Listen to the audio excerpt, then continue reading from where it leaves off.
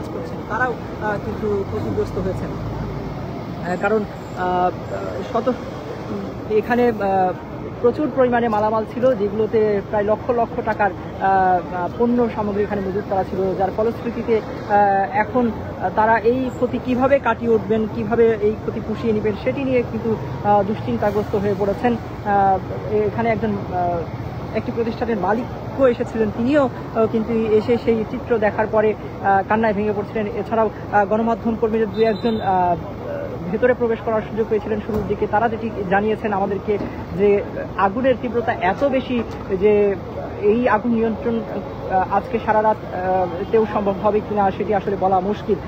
এই মুহূর্তে আমরা দেখেছি যে যেহেতু এই কার্গো ভিলেজের একদম শেষ মাথার দিকে শুরুতে আগুন লেগেছিল এবং তা আস্তে আস্তে কিন্তু এই মুহূর্তে 8 নম্বর গেটের যে ভবনগুলো রয়েছে সেই ভবন পর্যন্ত ছড়িয়ে পড়েছে। বাইরে যদি দেখাই যেখানে কিন্তু উৎসুক জনতা আস্তে আস্তে ভিড় করছেন, কিছু মানুষ এসে এই যে ফায়ার সার্ভিস কর্মীরা আগুন নিয়ন্ত্রণের কাজ করছেন সেটি তারা দেখছেন। নিরাপত্তার জন্য কিন্তু এখানে সেনাবাহিনীর সদস্যরা মোতায়েন রয়েছেন, র্যাবের সদস্যরা এসেছেন, পাশাপাশি মেডিকেল সাপোর্টের জন্য তাৎক্ষণিকভাবে কেউ অসুস্থ হয়ে পড়লে এবং হতাহতের ঘটনা ঘটলে সাথে সাথে যেন তাদেরকে দ্রুত হাসপাতালে নিয়ে যাওয়া সম্ভব হয়, আর সে কারণে কিন্তু রেড ক্রিসেন্টের যে স্বেচ্ছাসেবকরা তারাও এখানে এসে উপস্থিত হয়েছেন। পাশাপাশি রোভার স্কাউটসের সদস্যরাও কিন্তু এখানে এসে উপস্থিত হয়েছেন, তারা কিন্তু এখানে এসে অবস্থান নিয়েছেন এবং ফায়ার সার্ভিসের যে কর্মীরা রয়েছেন তাদেরকে সহযোগিতা করছেন। স্থানীয় স্বেচ্ছাসেবকরাও কিন্তু আছেন এখানে তাদেরকে সহযোগিতা করার জন্য। একটু যদি দেখাই উপরের দিকে এখনো কিন্তু সেই ধোঁয়া উঠছে, ভেতরে কিন্তু আগুন জ্বলছে, লাল আভা একটু যদি দেখাই আপনারা দেখতে পাবেন। পুরোটি দেখাতে সম্ভব হচ্ছে না, যেহেতু আগুন ভেতরের দিকে জ্বলছে সেহেতু আমরা পুরোপুরি সেই আগুন দেখাতে পারছি না।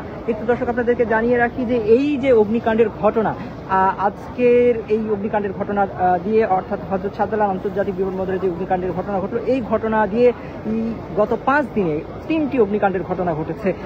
এর আগে গত পরশুদিন কিন্তু চট্টগ্রামের CEVZ এর একটি কেমিক্যাল কারখানায় অগ্নিকাণ্ডের ঘটনা ঘটেছিল। তার আগের দিনে কিন্তু মিরপুরে একটি গার্মেন্টস কারখানায় কিন্তু আগুনের ঘটনা ঘটেছিল। সব মিলিয়ে এই গত 5 দিনে কিন্তু 3টি অগ্নিকাণ্ডের ঘটনা ঘটেছে। সাধারণ মানুষের মধ্যেও কিন্তু এক ধরনের প্রশ্ন জন্ম নিয়েছে যে আসলে এত যে অগ্নিকাণ্ডের ঘটনা ঘটছে, কিন্তু সবগুলো অগ্নিকাণ্ডের ঘটনাই কিন্তু যেই সমস্যাটি সামনে এসেছে সেটি হচ্ছে পানির স্বল্পতা। পাশাপাশি বা কাছাকাছি অগ্নিকাণ্ডের ঘটনাগুলো যেখানে ঘটছে তার কাছাকাছি পর্যাপ্ত পানির সুবিধা না থাকার কারণে, পর্যাপ্ত পানির রিজার্ভ না থাকার কারণে কিন্তু এই আগুন নিয়ন্ত্রণে আনা সম্ভব হচ্ছে না। দ্রুত এই অগ্নিকাণ্ডের যে ঘটনা সেটির সমাধান করাও সম্ভব হচ্ছে না। আজকের যে ঘটনাটি ঘটেছে, এই ফায়ার সার্ভিস কর্মীরা যে উদ্ধার কাজ বা আগুন নিয়ন্ত্রণে আনার চেষ্টা চালাচ্ছেন হযরত শাহজালাল আন্তর্জাতিক বিমানবন্দরের কার্গো ইয়ার্ডে, সেই ঘটনায় কিন্তু ইতিমধ্যেই একটি তদন্ত কমিটি গঠন করা হয়েছে। তদন্ত কমিটি এই ঘটনার তদন্ত করবেন।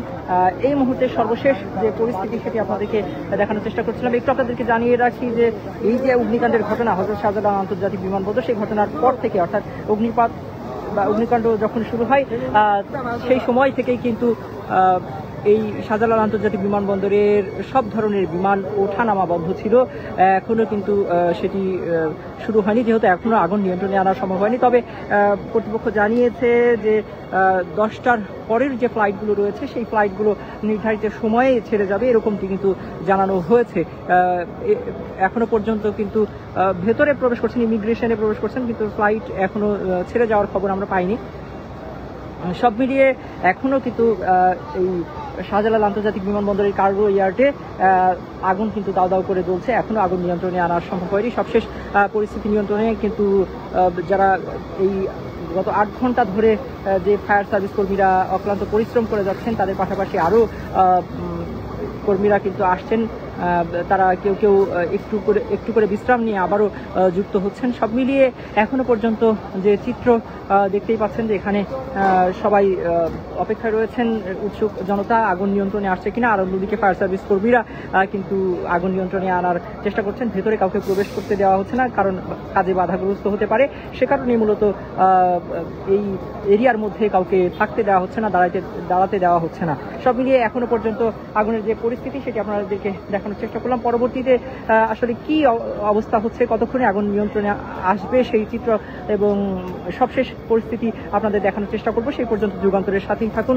এই মুহূর্ত পর্যন্ত সবশেষ যে পরিস্থিতি সেটি আপনাদেরকে জানাচ্ছিলাম। আমি মিনহাজুল ইসলাম আপনাদের সাথে যুক্ত রয়েছিলাম হযরত শাহজালাল আন্তর্জাতিক বিমানবন্দরের কার্গো ভিলেজের 8 নম্বর গেটের ঠিক সামনে থেকে।